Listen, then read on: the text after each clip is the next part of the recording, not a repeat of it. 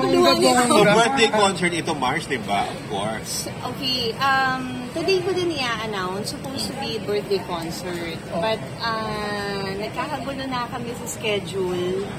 Sabi ko, napapress for time na ako.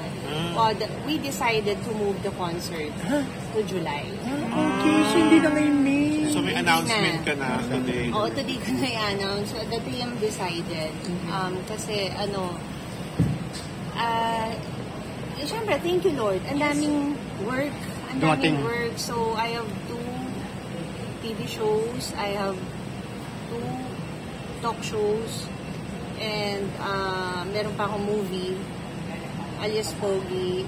And then, meron pang under negotiation. So, yung ganon. Parang, sabay-sabay. Oo, hindi na rin makasingit ng mga promotion, ng promo for the concert. Yun. Buti nga, ito, na-plot na namin itong press con. So, kaya tinuloy na lang? Kaya tinuloy, oo. But, good thing na rin yun, yung mga nakabili na, magagamit naman nila yung ticket. July? Sa July 11. Same venue.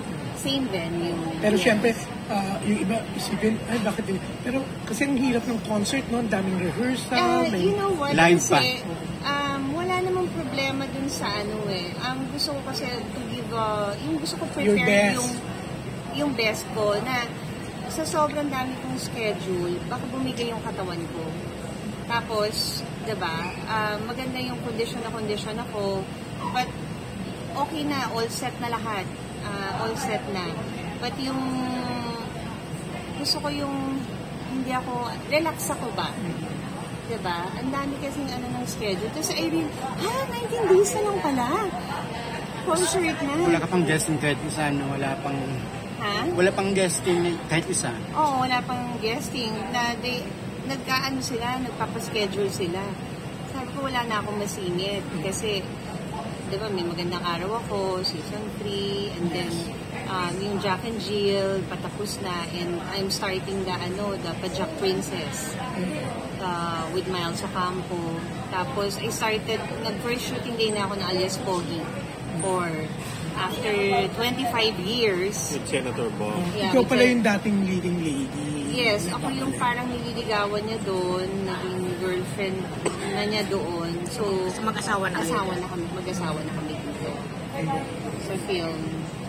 Parang lang, di ba? Parang Top Gun lang after 20 Ilang years? 20? 25 years. Wow! Kasi it's your 30th Tagal na. this year, di ba? Actually, Yeah. 32 na, di ba? Dapat?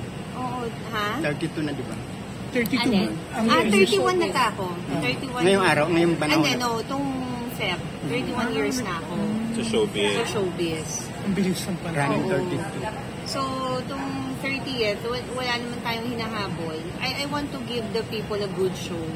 Kasi it's a milestone eh. Kumaga, I'm very thankful that I'm still here na may trabaho. Hindi naman lahat nakakatagal sa industriya.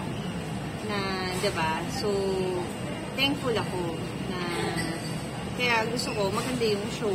Yeah. Kasi may backtrack pa tayo nun, yung mga pelikula ko, yung mga teleserye ko.